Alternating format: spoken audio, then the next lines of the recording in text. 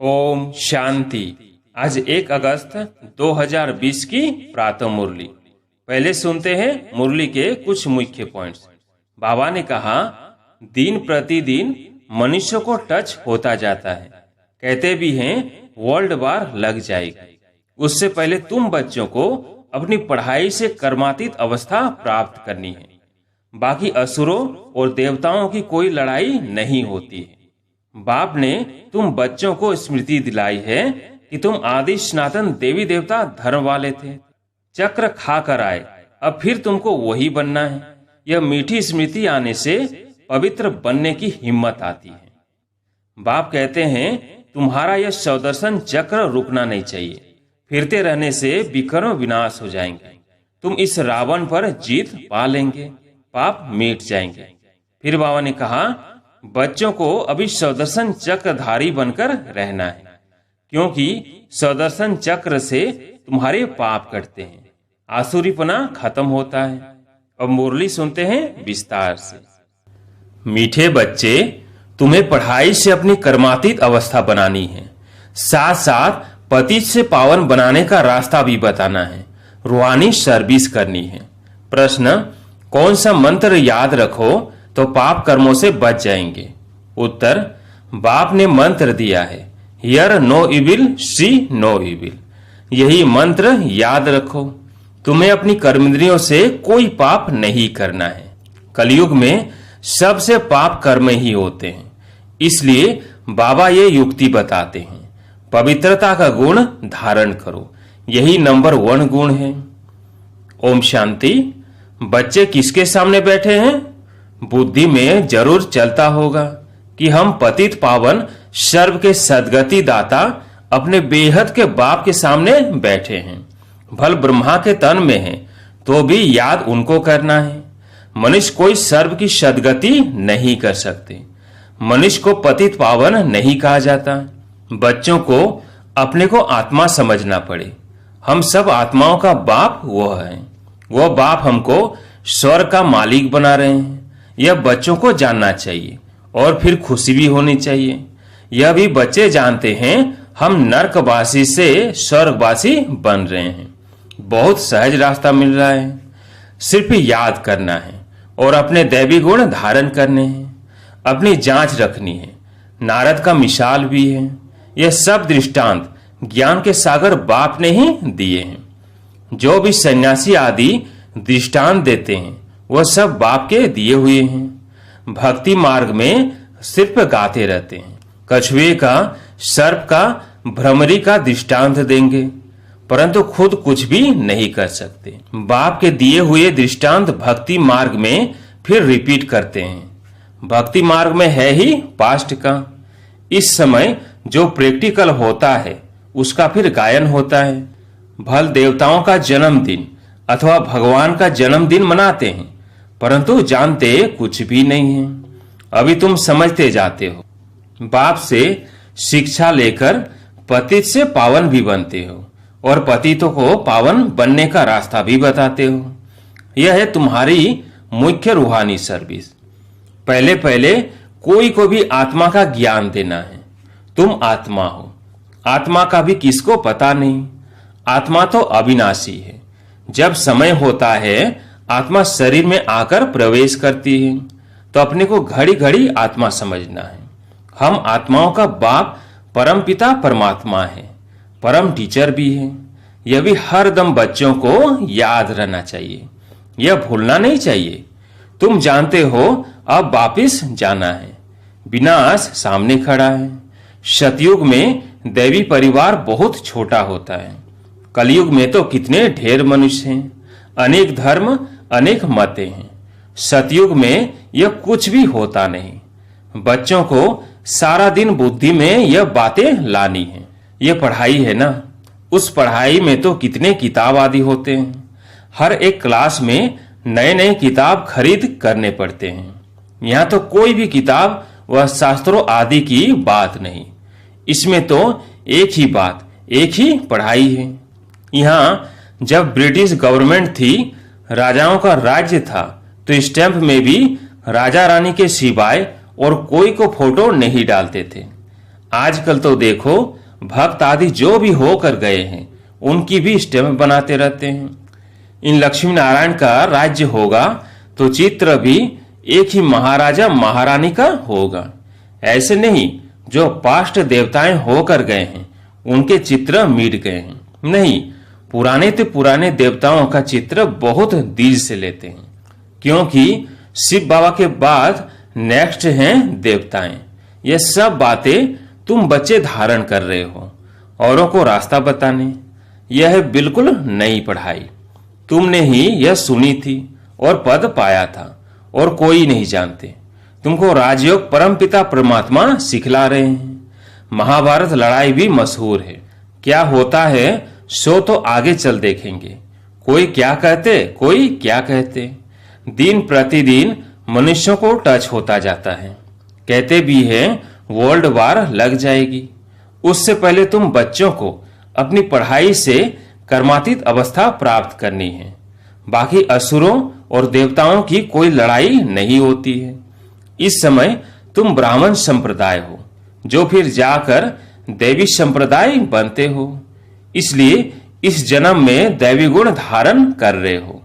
Number 1 दैवी गुण है पवित्रता का। तुम इस शरीर द्वारा कितने पाप करते आए हो। आत्मा को ही कहा जाता है पाप आत्मा।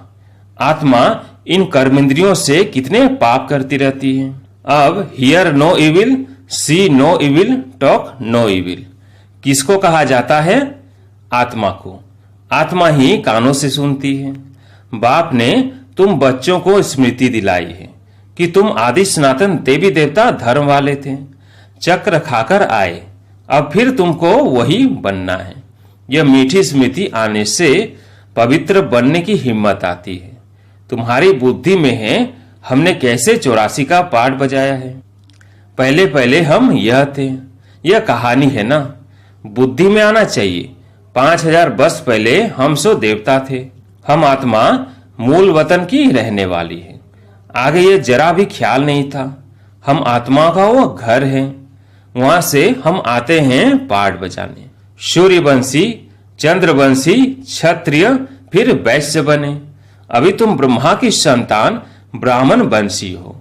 तुम ईश्वरीय औलाद बने हो। ईश्वर बैठ तुमको शिक्षा देते हैं। यह सुप्रीम बाप, सुप्रीम टीचर, सुप्रीम गुरु भी है। हम उनकी मत से सब मनुष्यों को श्रेष्ठ बनाते हैं। मुक्ति, जीवन मुक्ति दोनों श्रेष्ठ हैं। हम अपने घर जाएंगे, फिर पवित्र आत्माएं आकर राज्य करेंगे। यह चक्र है ना, इसको कहा जाता है स्वदर्शन चक्र। यह ज्ञान की बात है। बाप कहते हैं तुम्हारा यह स्वदर्शन चक्र रुकना नहीं चाहिए। फिरते रहने से विकर्म विनाश हो जाएंगे। तुम इस रावण पर जीत पा लेंगे। पाप मिट जाएंगे। अब स्मृति आई है सिमरन करने के लिए। ऐसे नहीं माला बैठ सिमरन करनी है। आत्मा में अंदर ज्ञान है जो तुम बच्चों को और भाई बहनों को समझाना है। बच्चे भी मददगार तो बनेंगे ना। तुम बच्चों को ही स्वदर्शन चक्रधारी बनाता हूं। यह ज्ञान मेरे में है, इसलिए मुझे ज्ञान का सागर मनुष्य सृष्टि का बीज रूप कहते हैं। उनको भगवान कहा जाता है। देवी देवता धर्म का बीज शिव बाबा ने ही लगाया है। अभी तुम देवी देवता बन रहे हो। ये सारा दिन सिमरन करते रहो तो भी तुम्हारा बहुत कल्याण है। दैवी गुण भी धारण करने हैं, पवित्र भी बनना है। स्त्री पुरुष दोनों इकट्ठे रहते पवित्र बनते हो। ऐसा धर्म तो होता नहीं। निवृत्ति मार्ग वाले तो वह से पुरुष बनते हैं। कहते हैं ना स्त्री पुरुष दोनों इकट्ठे पवित्र रह नहीं सकते। मुश्किल है। सतयुग में थे ना, लक्ष्मी नारायण की महिमा भी गाते हैं। अभी तुम जानते हो बाबा हमको शूद्र से ब्राह्मण बनाए, फिर देवता बनाते हैं। हम ही पूज्य से पुजारी बनेंगे। फिर जब वाम मार्ग में जाएंगे तो शिव का मंदिर बनाए पूजा करेंगे। तुम बच्चों को अपने 84 जन्म का ज्ञान है। बाप ही कहते हैं तुम अपने जन्मों को नहीं जानते हो। मैं बताता हूं, ऐसे और कोई मनुष्य कह नहीं सके। तुमको अब बाप स्वदर्शन चक्रधारी बनाते हैं। तुम आत्मा पवित्र बन रही हो। शरीर तो यहां पवित्र बन न सके। आत्मा पवित्र बन जाती है तो फिर अपवित्र शरीर को छोड़ना पड़ता है। सब आत्माओं को पवित्र होकर जाना है। पवित्र दुनिया अब स्थापन हो रही है, बाकी सब स्वीट होम में चले जाएंगे। यह याद रखना चाहिए। बाप की याद के साथ साथ घर की भी याद जरूर चाहिए, क्योंकि अब वापिस घर जाना है। घर में ही बाप को याद करना है। भल तुम जानते हो बाबा इस तन में आकर हमको सुना रहे हैं, परंतु बुद्धि परम धाम स्वीट होम से टूटनी नहीं चाहिए। टीचर घर छोड़कर आते हैं तुमको पढ़ाने, पढ़ाकर फिर बहुत दूर चले जाते हैं। सेकंड में कहां भी जा सकते हैं। आत्मा कितनी छोटी बिंदी है। वंडर खाना चाहिए। बाप ने आत्मा का भी ज्ञान दिया है, यह भी तुम जानते हो। स्वर्ग में कोई गंदी चीज होती नहीं जिसमें हाथ पांव अथवा कपड़े आदि मैले हो। देवताओं की कैसी सुंदर परवाइश है। कितने फर्स्ट क्लास कपड़े होंगे, धोने की भी दरकार नहीं। इनको देखकर कितनी खुशी होनी चाहिए। आत्मा जानती है भविष्य 21 जन्म हम यह बनेंगे, बस देखते रहना चाहिए। यह चित्र सबके पास होना चाहिए। इसमें बड़ी खुशी चाहिए। हमको बाबा यह बनाते हैं। ऐसे बाबा के हम बच्चे फिर रोते क्यों हैं? हमको कोई फिक्र थोड़ी होना चाहिए। देवताओं के मंदिर में जाकर महिमा गाते हैं। सर्वगुण संपन्न अच्युतम केशवम, कितने नाम बोलते जाते हैं। यह सब शास्त्रों में लिखा हुआ है, जो याद करते हैं। शास्त्रों में किसने लिखा? व्यास ने, या कोई नए नए भी बनाते रहते हैं। ग्रंथ आगे बहुत छोटा था, हाथ से लिखा हुआ। ग्रंथ आगे बहुत छोटा था, हाथ से लिखा हुआ। अभी तो कितना बड़ा बना दिया है। जरूर एडिशन किया होगा। अब गुरु नानक तो आते ही हैं धर्म की स्थापना करने। ज्ञान देने वाला तो एक ही है। क्राइस्ट भी आते हैं सिर्फ धर्म की स्थापना करने के लिए। जब सब आ जाते हैं फिर तो वापिस जाएंगे। घर भेजने वाला कौन? क्या क्राइस्ट? नहीं, वो तो भिन्न नाम रूप में तमो प्रधान अवस्था में है। सतो रजो तमो में आते हैं ना। इस समय सब तमो प्रधान है। सब की जड़ जड़ीभूत अवस्था है ना। पुनर्जन्म लेते लेते इस समय सब धर्म वाले आकर तमो प्रधान बने हैं। अब सबको वापिस जाना है जरूर। फिर से चक्र फिरना चाहिए। पहले नया धर्म चाहिए जो सतयुग में था। बाप ही आकर आदि सनातन देवी देवता धर्म की स्थापना करते हैं। फिर विनाश भी होना है। स्थापना विनाश फिर पालना। सतयुग में एक ही धर्म होगा। यह स्मृति आती है ना। सारा चक्र स्मृति में लाना है। अभी हम 84 का चक्र पूरा कर वापिस घर जाएंगे। तुम बोलते चलते सौदर्शन चक्रधारी हो। वो फिर कहते कृष्ण को सौदर्शन चक्र था, उनसे सबको मारा। अकासुर बकासुर आदि के चित्र दिखाए हैं, परंतु ऐसी कोई बात है नहीं। तुम बच्चों को अभी सौदर्शन चक्रधारी बनकर रहना है, क्योंकि सौदर्शन चक्र से तुम्हारे पाप कटते हैं। आसुरीपना खत्म होता है। देवताओं और असुरों की लड़ाई तो हो न सके। असुर है कलयुग में, देवताएं हैं सतयुग में, बीच में है संगम युग।